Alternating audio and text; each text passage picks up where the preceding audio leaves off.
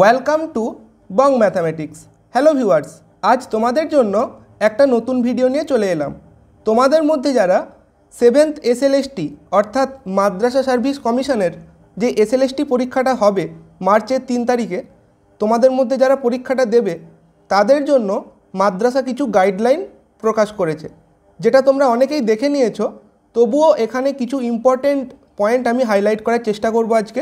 ঠিক আছে, দেখো প্রথমে যেটা বলছে যে অ্যাডমিট কার্ডটা ঠিক করে চেক করার কথা বলছে। যদি কোথায় কোনো রকম ভুল দেখতে পাও ইমিডিয়েটলি কমিশনকে জানাতে হবে। 2 নম্বর পয়েন্টে কি বলছে দেখো, যে পরীক্ষা সেন্টারে কিন্তু অ্যাডমিট কার্ড ছাড়া কোনোভাবেই ঢুকতে দেওয়া হবে না।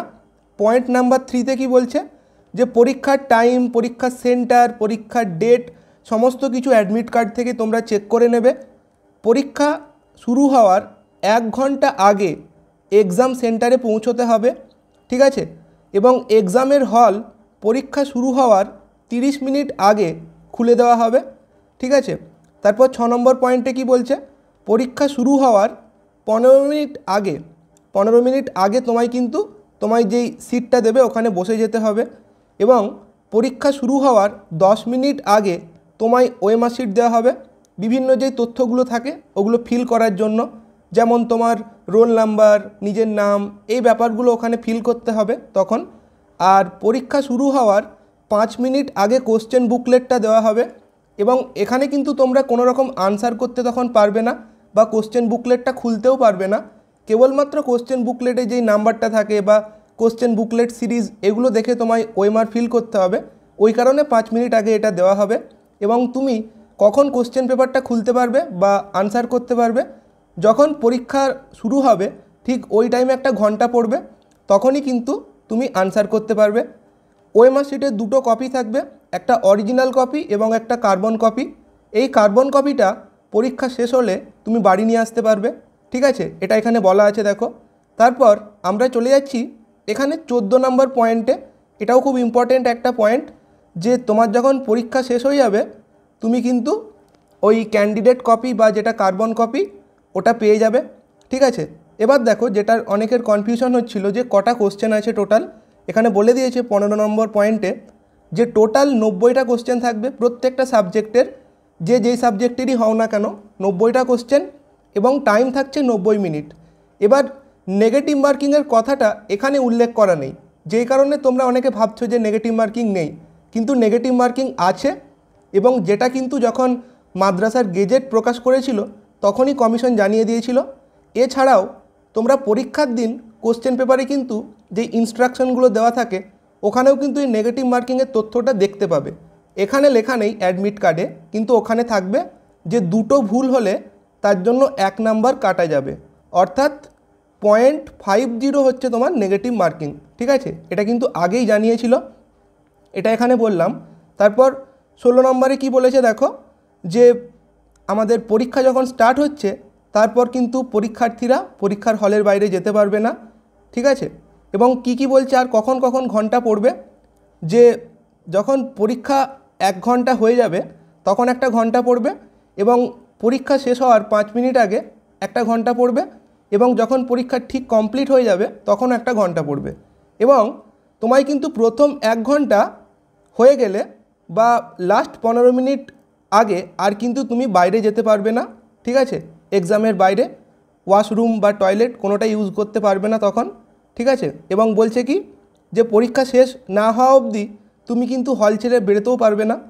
হয়তো দেখা গেল তোমার 1.5 ঘন্টার পরীক্ষা তোমার 1 ঘন্টায় হয়ে গেল, তুমি ভাবছো যে আমি খাতাটা জমা দিয়ে চলে যাব বাইরে, তা কিন্তু নয়। তোমায় পুরো 90 মিনিটই অপেক্ষা করতে হবে। সবার খাতা জমা হবে, ইনভিজিলেটর সমস্ত কিছু চেক করবেন, তারপর কিন্তু তুমি বাইরে বেরোতে পারবে।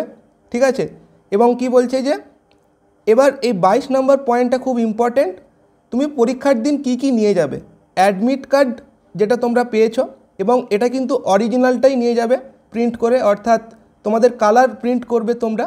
ঠিক আছে, অরিজিনাল আধার কার্ড নিয়ে যাবে, কোনো রকম জেরক্স চলবে না। রিসেন্ট কালার ফটোগ্রাফ, এটা সবচেয়ে ভালো হয়, যেই ফটোগ্রাফটা দিয়ে তোমরা ফর্ম ফিল আপ করেছিলে ওটাই নিয়ে যাবে। এবং এখানে ক্লিয়ারলি উল্লেখ করে দিয়েছে যে ব্ল্যাক বল পয়েন্ট পেন। ঠিক আছে, অন্য কোনো কালির পেন চলবে না, কেবল ব্ল্যাক পেন তোমরা নিয়ে যাবে, এটা বলে দিয়েছে। এবার কি বলছে, যেটা তোমার অ্যাডমিট কার্ডে আধার নাম্বারটা দেওয়া আছে এটা কিন্তু তোমার অরিজিনাল আধার কার্ডের নাম্বারের সঙ্গে ম্যাচ করতে হবে। যদি কোনো কারণে পরীক্ষার দিন এরকম কোনো ভুল পাওয়া যায় বা ম্যাচ যদি না করে, সেই ক্ষেত্রে কিন্তু তাকে পরীক্ষা দিতেই দেওয়া হবে না। কাজেই যাদের এই প্রবলেমগুলো আছে তারা কিন্তু ইমিডিয়েট চেক করে নাও এবং কমিশনের সঙ্গে যোগাযোগ করো, তাহলে কিন্তু তোমাদের এটা কারেকশন হয়ে যাবে। ঠিক আছে, তারপর দেখো 14 নাম্বার নয়, এটা 24 নাম্বার পয়েন্টে কি বলছে, যে পরীক্ষায় তোমরা কিন্তু অনেকেই জিজ্ঞাসা করছো যে আমরা ওয়াচ ব্যবহার করতে পারবো কি না, রিস্ট ওয়াচ বা স্মার্ট ওয়াচ, কোনো রকম ইলেকট্রনিক গেজেট তোমরা কিন্তু এখানে ব্যবহার করতে পারবে না। ঠিক আছে, যেগুলো বলা আছে এই 22 নাম্বার পয়েন্টে কেবল ওগুলোই অ্যালাউ করবে। ওয়াটার বটল, মোবাইল ফোন কোনো কিছু এখানে অ্যালাউড নয়। ঠিক আছে, তারপর দেখো এখানে এগুলো বলা আছে যে প্রত্যেকটা আনসারের জন্য প্রত্যেকটা কোশ্চেনের জন্য একটাই আনসার হবে, ওটাই তোমায় কিন্তু ফিল করতে হবে। একের বেশি যদি একটা কোশ্চেনে তুমি গোলা পাকাও বা ফিল করো, ওটা কিন্তু রিজেক্ট হয়ে যাবে, ওই কোশ্চেনটা রিজেক্ট হয়ে যাবে। ঠিক আছে, ওএমআর শিট কিন্তু কেবলমাত্র তোমরা আনসার দিতে পারবে যেগুলো ঠিক হবে, ফিল করবে, ওখানে কোনো রকম রাফ ওয়ার্ক করবে না। রাফ ওয়ার্ক কিন্তু কেবলমাত্র কোশ্চেন পেপারের উপরেই করা যাবে। ঠিক আছে, আর ওএমআরের যে দুটো কপি আছে এখানে বলে দিয়েছে। 33 নম্বর পয়েন্ট কি বলছে দেখো, যে অরিজিনাল কপিটা কিন্তু ইনভিজিলেটর সাইন করে দেবেন পরীক্ষা শেষ হলে, সমস্ত কিছু চেক করে নেবেন ডিটেলসগুলো ঠিকঠাক আছে কি না, এবং তারপর কিন্তু এক্সাম ওভার হয়ে গেলে তুমি কার্বন কপিটা পেয়ে যাবে।